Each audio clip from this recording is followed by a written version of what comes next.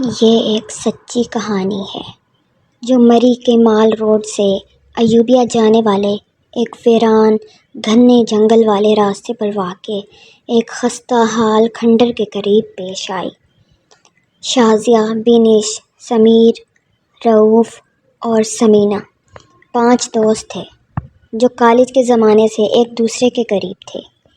یہ پانچوں اکثر مری کی پہاڑیوں میں گھومنے جاتے تھے، لیکن اس رات انہوں نے ایک نئے راستے کا انتخاب کیا جو ان کی زندگی کا سب سے خوفناک تجربہ بن گیا۔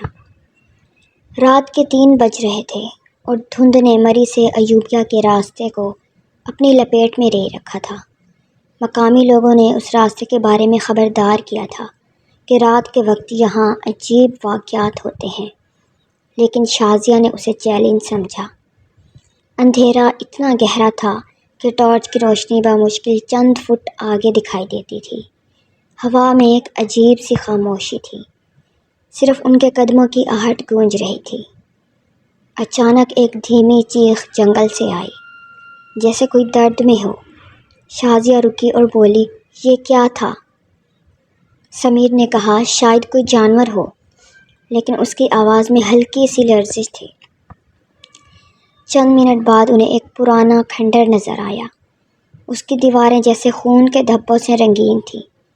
مقامی کہانیوں کے مطابق یہ کھنڈر ایک عورت کا گھر تھا جو اپنے بچے کے قتل کے بعد غائب ہو گئی تھی۔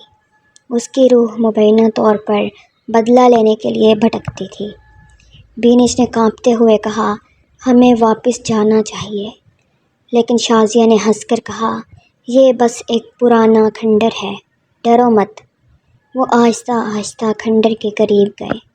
رؤوف نے اپنے فون سے تصویر لینے کی کوشش کی، لیکن اس کا فون اچانک بند ہو گیا۔ اچانک ایک عورت کی دھیمی لرزتی آواز گونجی، جیسے کوئی لوری گا رہی ہو، لیکن اس میں ایک عجیب سی دہشت تھی۔ آواز کھنڈر کے اندر سے آ رہی تھی۔ شازیہ نے ٹارچ کی روشنی اندر کی اور سب سکتے میں آ گئے۔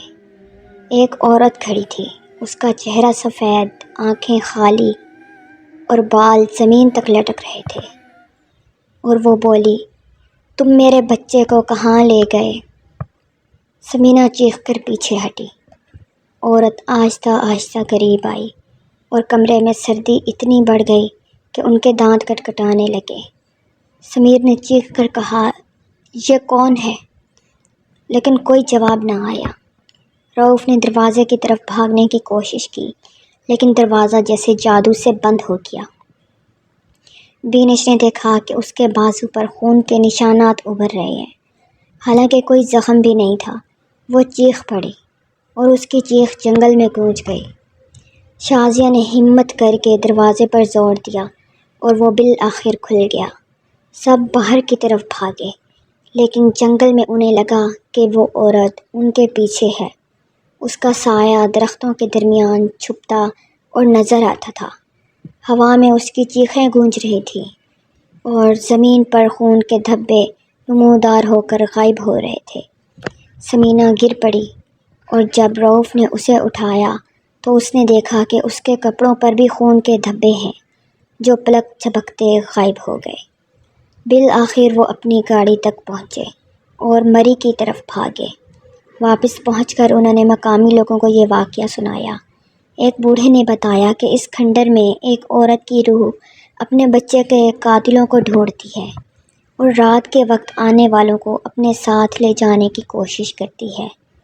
اس رات کے بعد وہ کبھی بھی اس راستے پر واپس نہیں گئے۔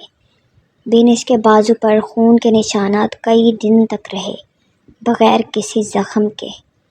مقامی لوگ اس کھنڈر کو خون آلود کھنڈر کہتے ہیں اور رات کو مری سے ایوبیہ کے اس راستے سے گزرنے سے منع کرتے ہیں۔